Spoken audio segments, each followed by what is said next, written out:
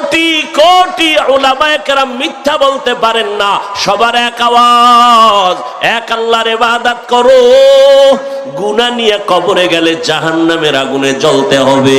বিশ্বাস করো না রে বাবা, তোমার মতো বিশ্বাসঘাতক আর কে হতে পারে? তারপরও তোমার সাথে আমি একমত হইয়া এক সেকেন্ডের জন্য কথাটা মেনে যদিও নেই, মনে করি যদি কবরে কোনো আযাব হবে না, তো আমি মাওলানা সাহেবেরও কোনো টেনশন নাই, তোমার কোনো টেনশন নাই। কিন্তু কবরে গিয়া যাইয়া যদি দেখো বেনামাজির আযাব হয়, বেপরদাওয়ালার আযাব, বলো বাবা তখন তোমার উপায় কি হবে, আমার উপায় কি হবে? আর কবরে আযাব হবে এর কোনো দলিলের অভাব নাই। এমনকি মাঝে মাঝে আল্লাহ জমিনের মধ্যে দেখায় দেয় কত কবর, সাদা কাফন সহ 30 বছর লাশ এখনো তাজা, কাফনে কোনো দাগ লাগে নাই। ইন্ডিয়া, আমার দেশের মধ্যে বহু লাশ পাওয়া গেছে 30 বছর কবরে, মাটি ভেঙ্গে গেছে। সবাই দেখে একটা সাদা কাফনে কালো দাগ নাই, ময়লা নাই, লাশ তাজা, কাফন তাজা, 30 বছর হয়ে গেল। খুঁজিয়া দেখার পরে আবার কিছু কিছু কবরে দেখা গেছে কবরের মধ্যে আগুন দেখা যায়, ধোঁয়া দেখা যায়, সাপ দেখা যায়।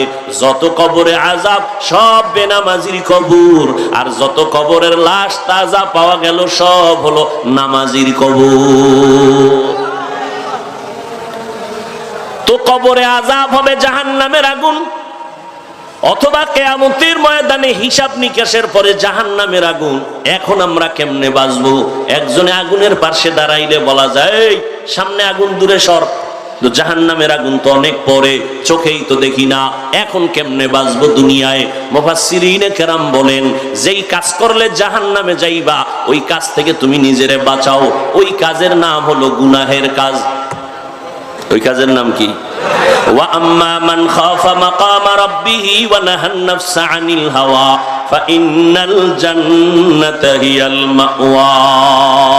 আল্লাহ তাআলা বলেন আমার দরবারে দাঁড়াইয়া হিসাব দেওয়ার ভয়ে যদি বান্দা নিজের গুনাহ থেকে বাঁচায়, আমি সুসংবাদ দিলাম তোমার ঠিকানা জান্নাতুল মাওয়া।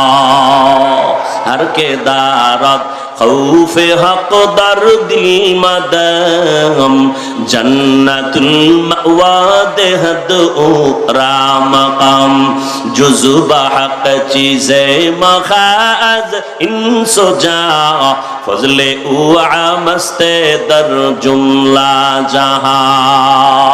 জাহান্নামের আগুন থেকে বাঁচতে কেন বললেন? এর কারণ হলো